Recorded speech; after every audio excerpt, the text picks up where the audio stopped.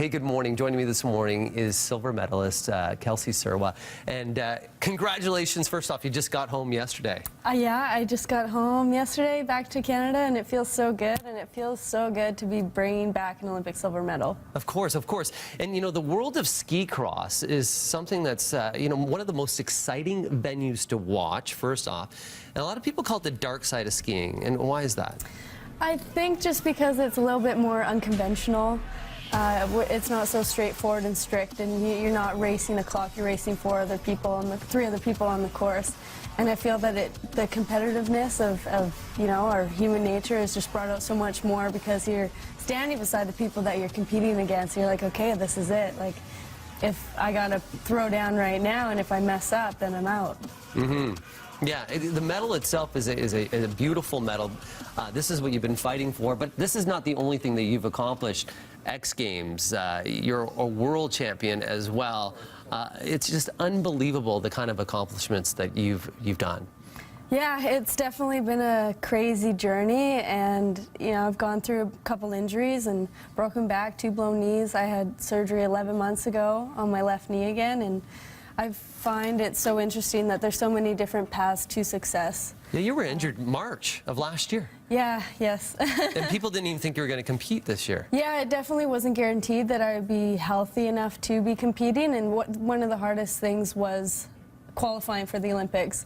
People always ask, who are your strongest competitors, and I've been saying my teammates the entire 4 years that I've been competing since the last Olympics.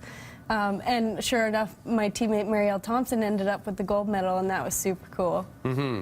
You guys are like a family, you said, and you have a strong family background when it comes to alpine skiing. Yeah, of course. It was so nice having my parents and my nana and my grandpa in Sochi with me, cheering me on, and every time I came down and advanced to the next round, I'd be looking for their faces in the crowd. And who's that there? It was just so special. That's my dad.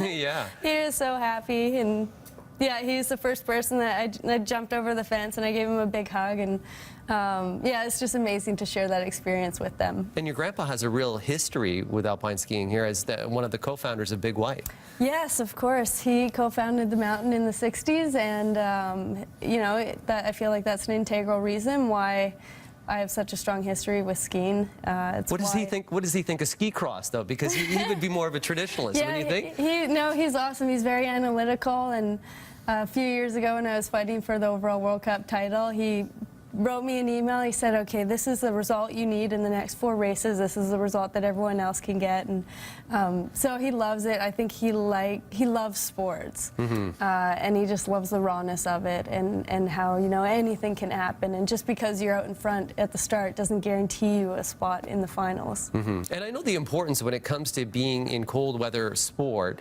hydration, and it's something that you strongly believe in as well, right? Yeah, for sure. I always believe that dehydration is enemy number 1, and so I'm constantly refueling my body, keeping my muscles hydrated, and I use Zico coconut water for that, along with other, you know, with water and good snacks and stuff like that. But you know, our bodies are temples, and it's like race cars. You got to put the best fuel into it if you expect it to perform at its top level. Well, congratulations on all your success. Of course, you're going to be around speaking to schools and businesses and sharing your story about digging deep. If you want to reach her, you can reach us right here at BT Toronto for more information. There she is, a medalist, X Games. This girl here, I'll tell you, she's crazy a little bit, but crazy in a good way. I just call her awesome. We're going to take a break right now from Breakfast Television. Congratulations. Thank you so much. It's a pleasure, a real pleasure.